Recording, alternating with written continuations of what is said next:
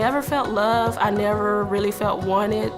I was in over 30 homes within the 5 years of being in the foster care system. We received the kids due to the parents making some serious mistakes with drugs. The thing that started all this was when my friend committed suicide when I was about 13, almost 14 years old. Without ACH, I kind of always think about where I'd be.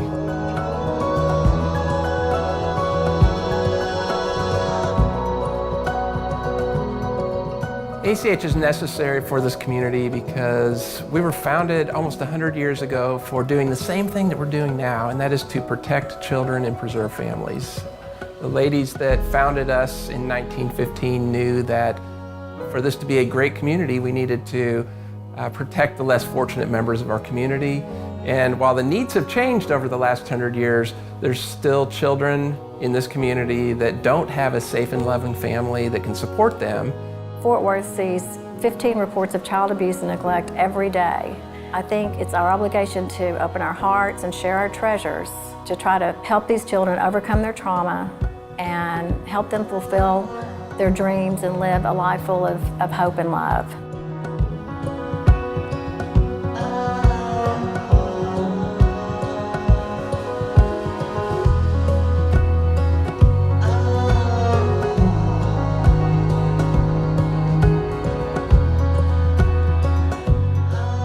They were removed by CPS. They were placed in our home as kinship.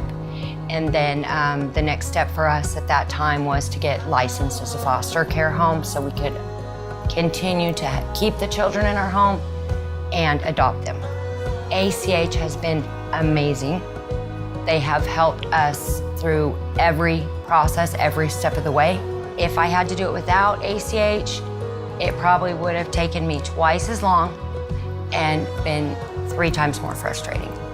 It's amazing how our lives have changed and how I feel like we have changed their lives. We're able to give them things that they want, things that they need. We're able to help them with their education, to give them stability and support, and most of all, love.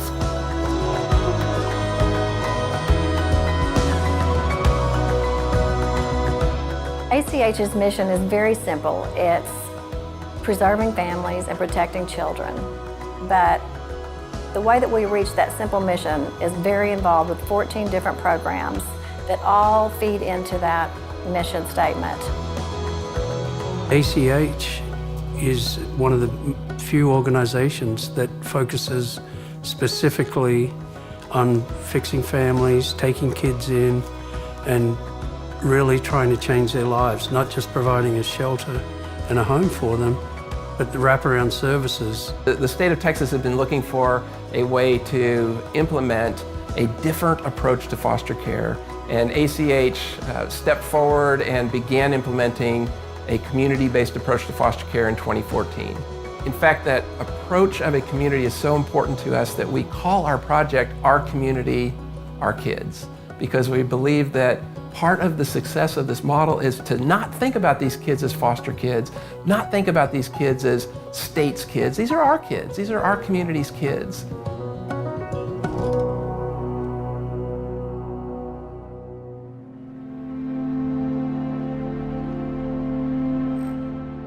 My friend committed suicide when I was about 13, almost 14 years old. I couldn't take it. It was just one tragedy that I will never forget.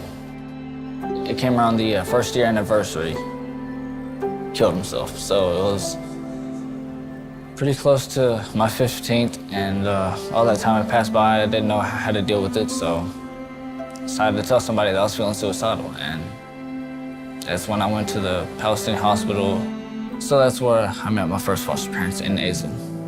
I was still going through depression, and I don't know how, but my mindset changed, and I started doing things that I normally wouldn't do to get me to where I am now. I love singing, I love doing all that because it lifts you emotionally. It like betters your soul, if that makes any sense. People need to know the truth about kids' lives and things like that. Like the places they've been is what makes them who they are today. As long as you can connect with the kid on an emotional level, you're set. We can connect services in a way that the existing state system has a very difficult time doing. So for example, if a child comes into care with more severe behavioral needs or more severe mental health needs, we can get them into a treatment program, help heal some of the trauma that brought them into care, and then transition them smoothly into a family setting and eventually become the good citizen that we want them to be.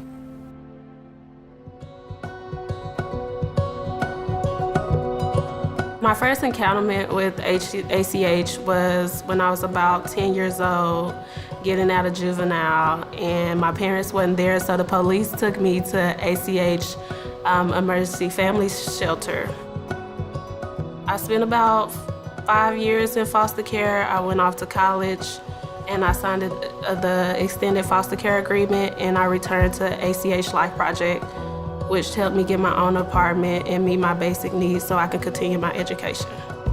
My mentor was very great in helping me learn new life skills. They taught me about budgeting. They helped me learn how to pick out a car. My trauma wasn't my fault, but it is my responsibility to heal myself.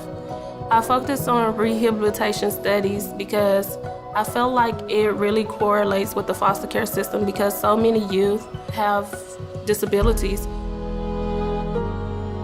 Without ACH, I feel like I wouldn't be in the master's program because the Life Project significantly helped meet my basic needs so I could focus on education.